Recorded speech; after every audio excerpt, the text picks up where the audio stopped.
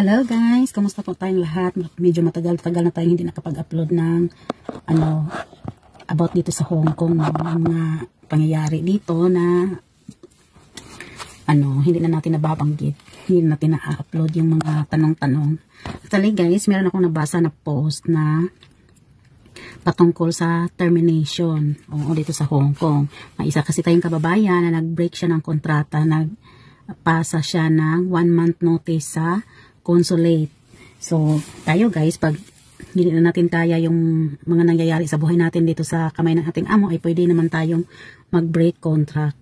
So, ayan, pwede tayong mag-break contract at magpasa lang tayo ng letters doon sa consulate. May mga boxes doon, green box.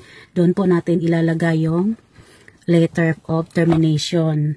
So, yan si kabayan guys, naghihintay siya. Akala niya effect na yung resignation letter niya, yung termination letter niya na pinasa niya sa consulate. Ngunit, dumaan na ang isang buwan, wala pa rin natatanggap ang amo niya. Dahil pag nagpasa ka sa consulate guys, yung amo mo may matatanggap yan galing sa consulate din na ikaw ay mag-break contract.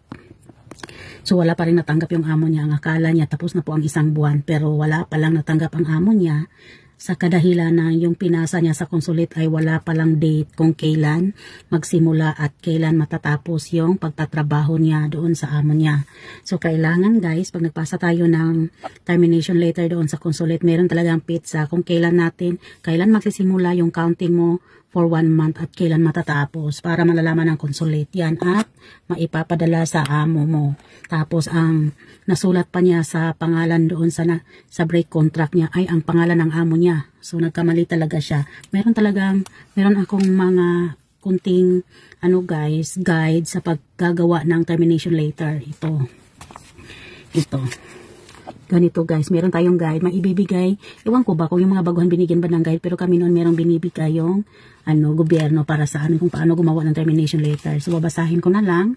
Pag ikaw ay gusto nang mag-break contract, ganito ang gagawin mo. Dear, tapos pangalan ng employer. Then, dear, tapos pangalan ng employer, tapos comma. I, pangalan mo nakasunod dun sa I, wish to terminate my employment contract with you as domestic helper under the domestic helper contract number. Kailangan ilagay mo din yung contract number mo guys.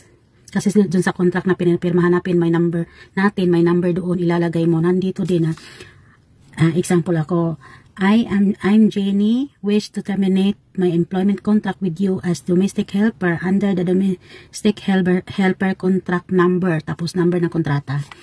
And then, by giving you, by giving you 1 month notice.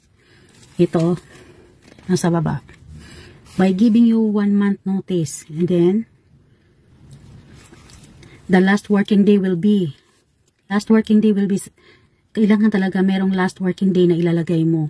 Tapos, sa baba ng last working day, ilalagay mo ang reason for termination, kung bakit mo gusto mag-terminate ng yung trabaho, gusto i-end mo yung kontrata mo. So, yan, ang reason ilalagay mo dyan. Pagkatapos, dito sa right side, ilagay mo yung yours sincerely, tapos signature mo. Pangalan mo at saka signature, tapos sa baba ng sayong sincerely yours, tapos pangalan mo, pipirmahan mo sa itaas at saka lagyan mo ng petsa sa baba.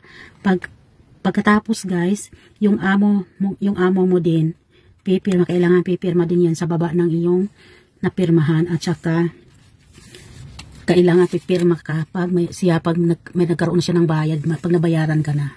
So ganyan guys. Sa mga hindi po nakakaintindi sa sinasabi ko, pwede po kayong mag-PM at ipapasa ko po sa inyo ang form na ito para maging guide ninyo kung paano gumawa ng termination letter. At guys, tandaan, kailangan talaga ang petsa at ang pangalan mo ang nakalagay, kasi yung isa nagre-reklamo bakit hindi pa gumana yung pinasa niya, kasi ang nakalagay doon na pangalan sa termination letter, pangalan ng amo niya, hindi siya pwede kasi ikaw man yung magte-terminate. So pangalan mo at saka petsa kung kailan matatapos yung trabaho mo, gusto mong tapusin na. So ganyan.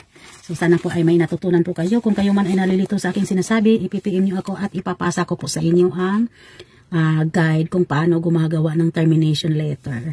So, yan lang po. This is Nanay Jenny. Thank you for watching.